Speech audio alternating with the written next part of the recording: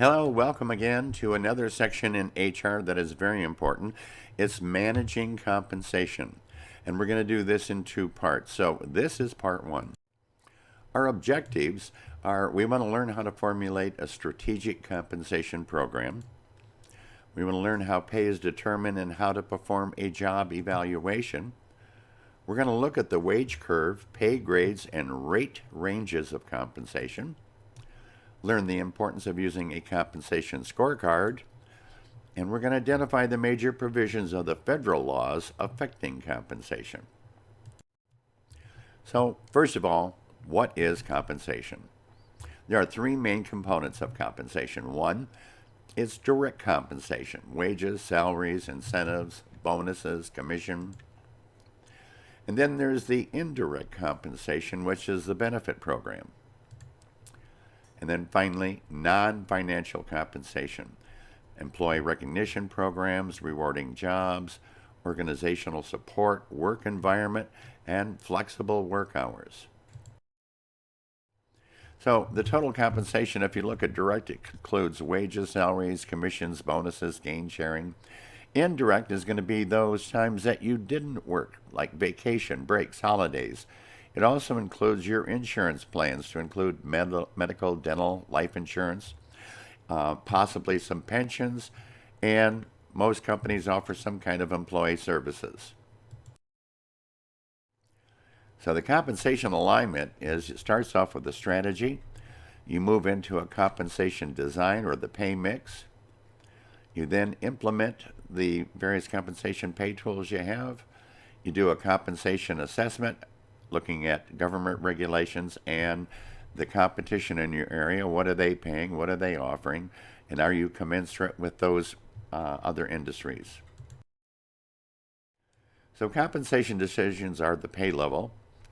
Decisions about whether to pay workers at a level that is below, above, or at current market wage. There's the pay variability. Decisions concerning the extent to which employees' pay varies with individual and organizational performance. Some get profit sharing. Pay structure. Decisions concerning the extent to which people in the company receive very different levels of pay. So the strategic compensation links the compensation of employees to the mission, objectives, philosophies, and culture of the organization.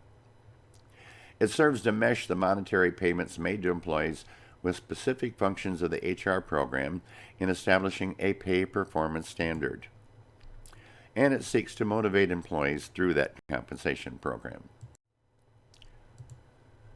Linking it to organizational objectives, you want to look at value-added compensation, evaluating the individual components of the compensation program, both pay and benefits, to see if they advance the needs of the employees and the goals of the organization. How does this compensation practice benefit our organization? Does the benefit offset the administrative cost? Some of the common goals is to reward employees' past performance, to remain competitive in the labor market, of course, to maintain salary equity among employees, to mesh employees' future performance with organizational goals, to control the compensation budget. Obviously, we want to attract new employees, so the compensation program has to be one that does that. We want to reduce unnecessary turnover by having a good program. But the concerns are the rate of pay within the organization and whether it is to be above, below, or the prevailing community rate. The ability of the pay program to gain employee acceptance while motivating employees to perform to the best of their ability. The pay level at which employees may be recruited and the pay differential between new and more senior employees. And I think one thing I've seen in some companies is they hire somebody in at a higher rate or higher wage than the people already having been in the organization, and that creates an unfair attitude and lowers morale. The interviews at which pay raises are to be granted and the extent to which merit or seniority will influence those raises. And the pay levels needed to facilitate the achievement of a sound financial position in relation to the products or services being offered by the organization. Pay for performance standard concerns. How will performance be measured?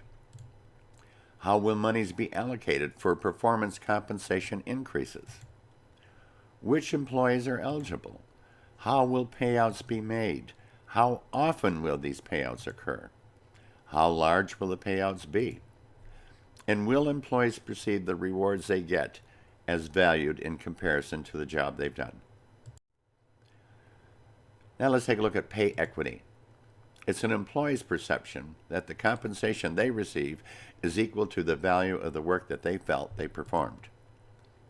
A motivation theory that explains how people respond to situations in which they feel they have received less or more than they deserve.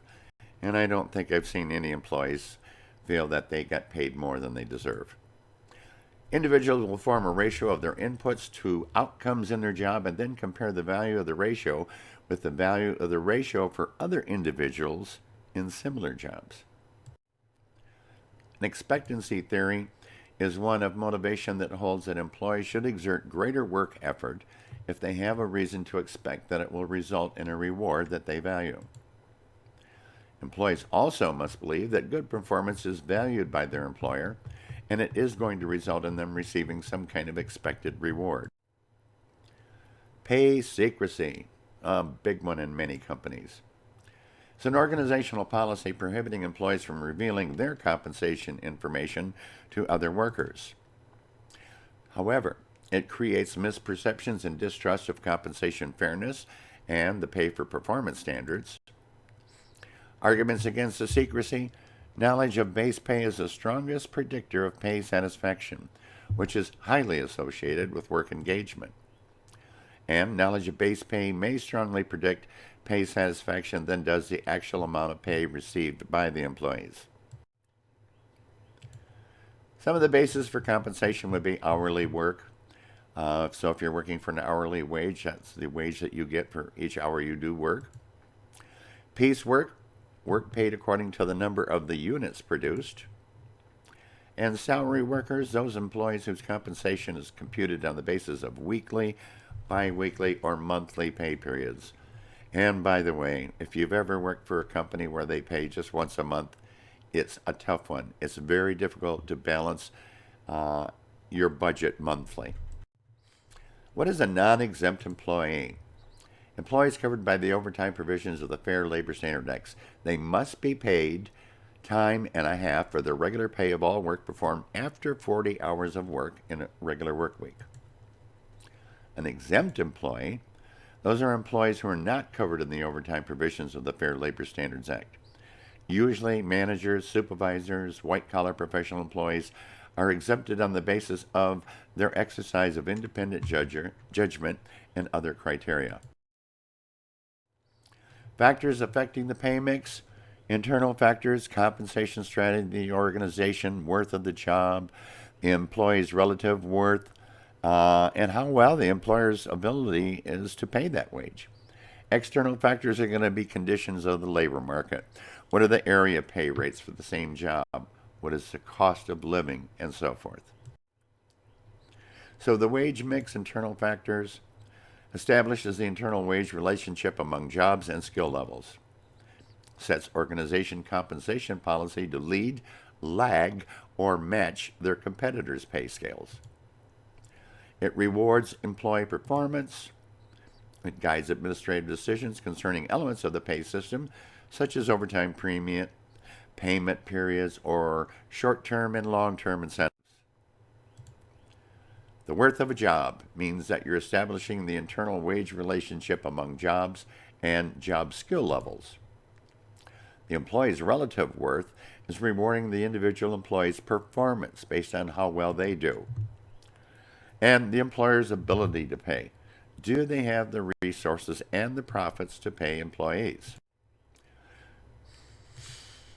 Labor market conditions, availability and quality of potential employees is affected by economic conditions, government regulations and policies, and of course, the presence of unions. Area wage rates, a firm's formal wage structure of rates is influenced by those being paid by other employers for comparable jobs. And then, of course, we have that big one, the cost of living, which in the last 2 years has been a tough one. It considers the local housing and environmental conditions that can cause wide variations in the cost of living for employees. Inflation can require that compensation rates be adjusted upward periodically to help employees maintain their purchasing power. Now, on that note, let me bring up a topic that's very touchy with me. I understand the need to increase minimum wage, but we also have to understand that when we increase minimum wage, let's say $1 an hour, it gets passed on. So the employer now has to pay their employees an additional amount of money, which cuts into their profit. So what else is there they can do but to raise prices? So they tend to raise the prices above and beyond the level of the new hourly wage, which means, in effect, we actually go backwards, in my opinion. What is Consumer Price Index? A Bureau of Labor Statistics measure of the average change in prices over time in a fixed market basket of goods and services. Collective bargaining, definitely pretty much a union contract thing. What is escalator clauses? Those in labor agreements provide for quarterly upward cost of living, which we call COLA, wage adjustments for inflation to protect the employee's ability to have a purchasing power. Unions bargain for real wage increases that raise the standard of living for their members. Well, what are real wages? Real wages are those increases larger than rises in the Consumer Price Index, that is, increases the real earning power of wages. Now, job evaluation. What does that mean? It's a systematic process of determining the relative worth of jobs in order to establish which jobs should be paid more than others within an organization. Obviously, certain skills such as welding or engineering will get paid more than the common assembler on the line. Job ranking system is the oldest system of job evaluation where jobs are rated on the basis of their relative worth. But the disadvantages are it does not provide really a precise measure of each job's worth.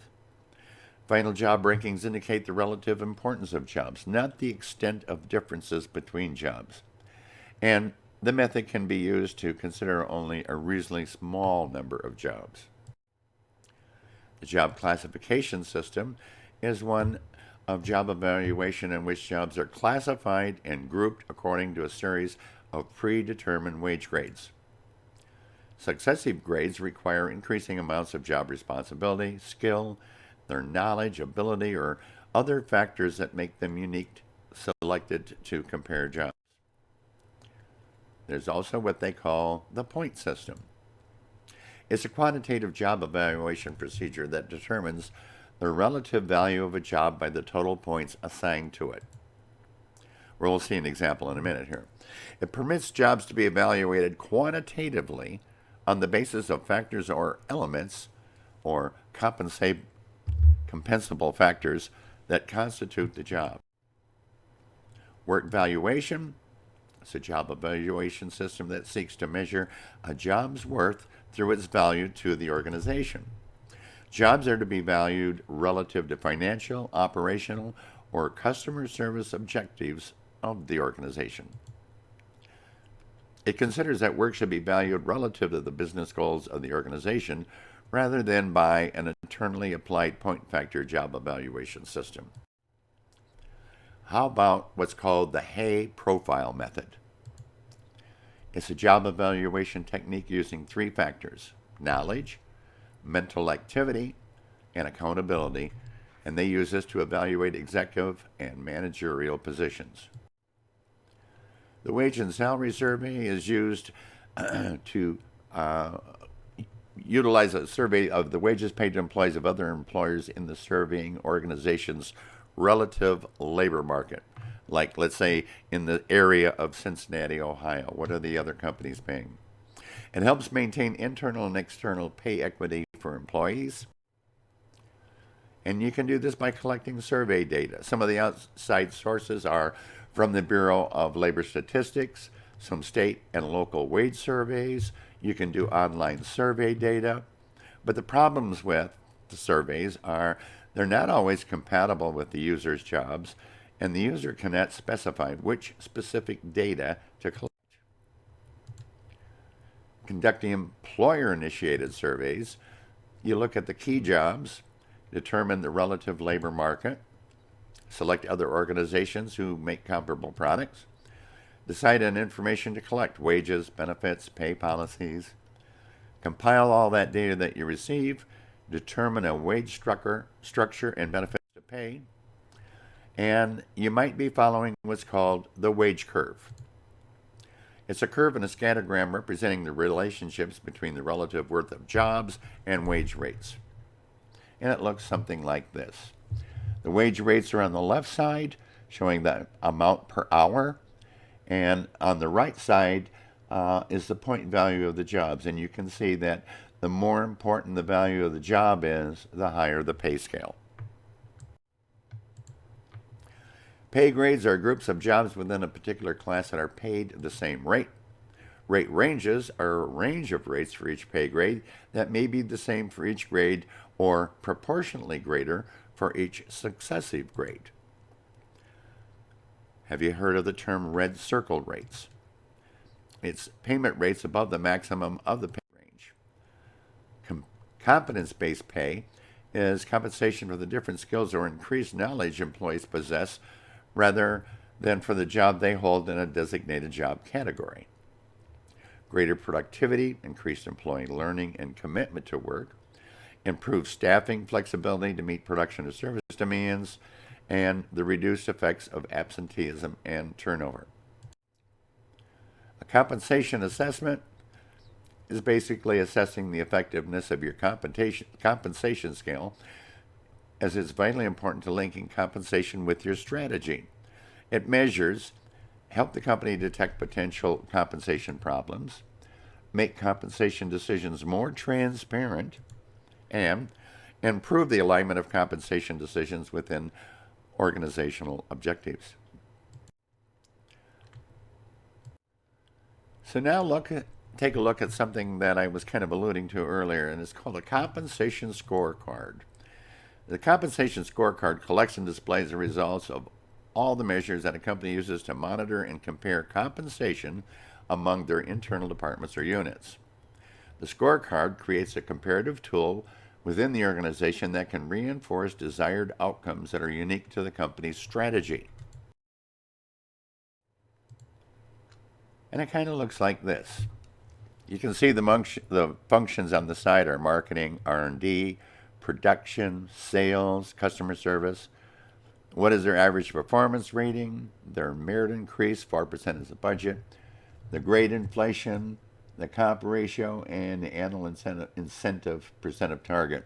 So companies use this kind of thing to decide which departments get raises, how much, and so forth.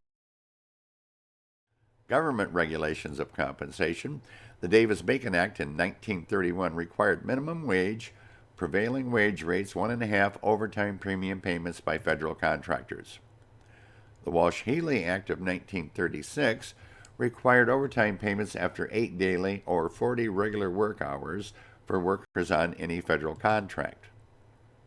And the Fair Labor Standards Act of 1938. Interstate Commerce Clause used to cover workers except agriculture and exempted, like managerial employees. Child labor under 16 is prohibited. Pay rate compression. Compression of pay between new and experienced employees caused by the higher starting salaries of newer employees. And again, I say this is a bad policy. Also, the differential between hourly workers and their managers. Reducing the wage rate compression, reward high performance and merit-worthy employees with large pay increases. Design the pay structure to allow a wide spread between hourly and supervisory employees. Prepare high-performing employees for promotion to jobs that have higher salary levels. Provide equity adjustments for selected employees hardest hit by any pay compression. So, we have finished up here with part 1 in compensation, very detailed as you can see. I bet most people don't realize how much thought goes into this for the HR department. We hope that you'll continue and look at part 2. Thank you and have a wonderful day.